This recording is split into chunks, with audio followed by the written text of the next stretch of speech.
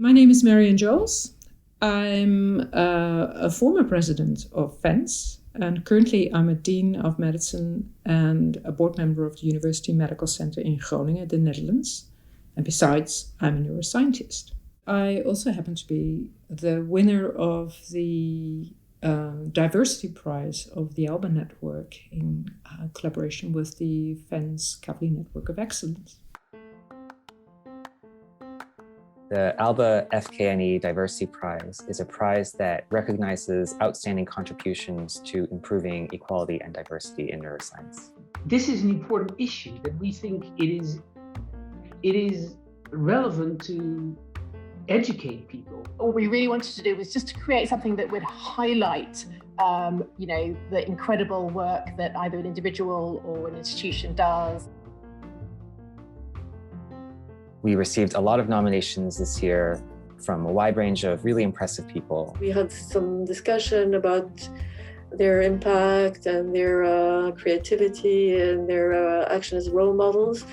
In the end, what was decided was that Marian was fitting all these criteria. She has been very naturally involved for many, many years in trying to help women in science to obtain a position that they're entitled to.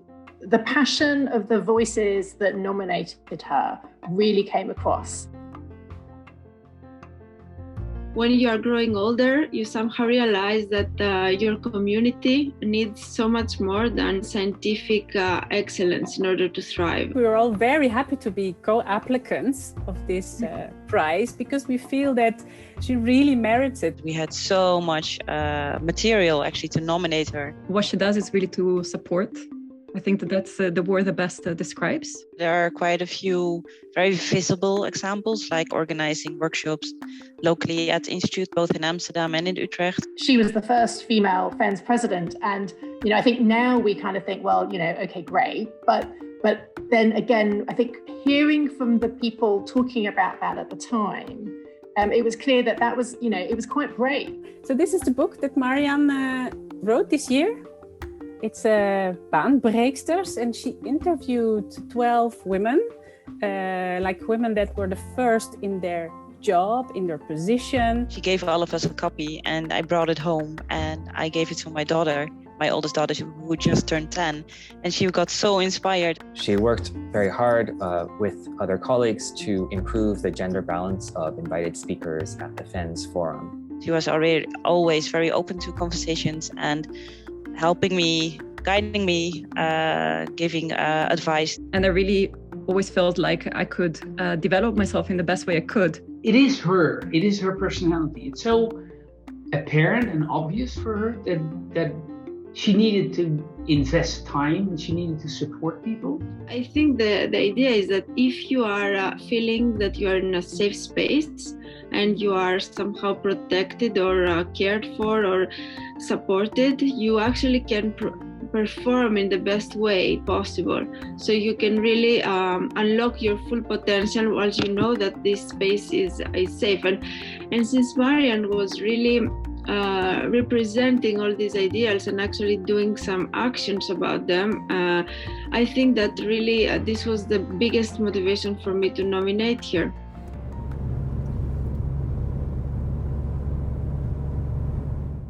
We are now in Marian's house in Tienhoven, which is a small place just outside of Utrecht. I know Marian already for a long time and we've been working together for a really long time.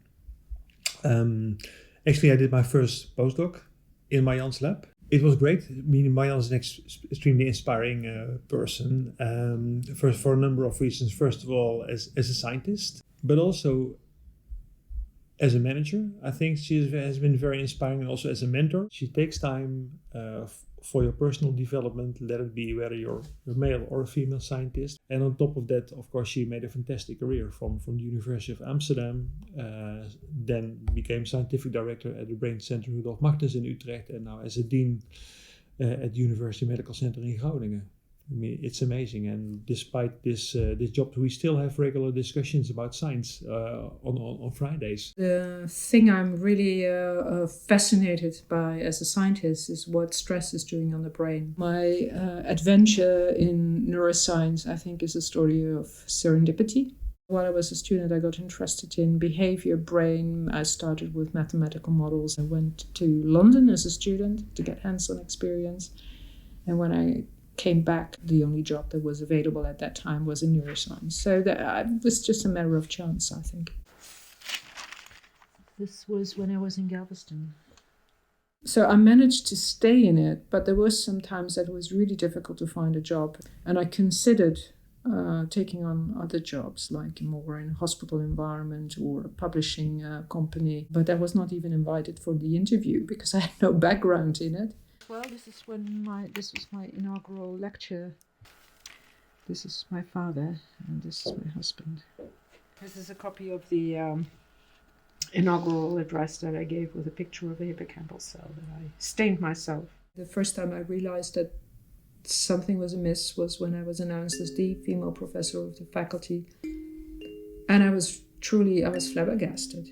That's when I gradually got involved in it. I started to realize more and more, also because people asked me for advice, that at some time in your career you become a role model, even if you don't realize it. So when at the end of my presidency I was in front of a large audience opening the meeting, I thought it was important that all those young scientists in the audience, including the female young scientists, saw we have a female president. And I remember so well that I was that young scientist myself 25 years earlier. The whole career ladder is a very subtle process. It's not a single explanation why there's so few women in leadership roles. It's small eroding things. It's the metrics. So when you have a couple of children at home and you take care of them, it's the hidden time, like evenings and weekends. It's time you do not spend on your science. So inevitably quantitatively your output will be lower. Then I think somehow there is a movement, and it's not just men, but it's also women that say that some of the women are not ambitious enough, which I always find a very strange argument, because how can they be ambitious when they are in their 20s and not ambitious when they're in their 30s? It's a trait. And then when you get higher up in the career path, other things become important, like leadership style. So many people that judge people for leadership roles expect them to be a leader like they are. Whereas there are in many ways effective leadership styles, and it's the mix that actually is most effective. You need all those different perspectives, because for whatever situation that happens, you will have someone that's ready for that. For all the challenges that we face as society, we need the best brains. And it would be just not a good idea to leave out half of the brains, or even more than that, because minority groups also have a hard time getting into the system. I have had some discussions with the director of one of the academy institutes. His cry for help was always, well, I would love to hire women, but I can't find them. And once they work with me, they disappear because they get a family or their husband leaves or whatever. So my simple question was, well, what did you do to make it easier for them? Did you ever ask them, how can I help you? What does it take for you to continue here? It starts with that deep felt belief we should have a diverse leadership. And I think many people are actually not at that stage yet. They think it's, this is fashion. We now have to think about diversity. Okay, tick that boxes. But I think it's really better for your organization to have such a diverse leadership.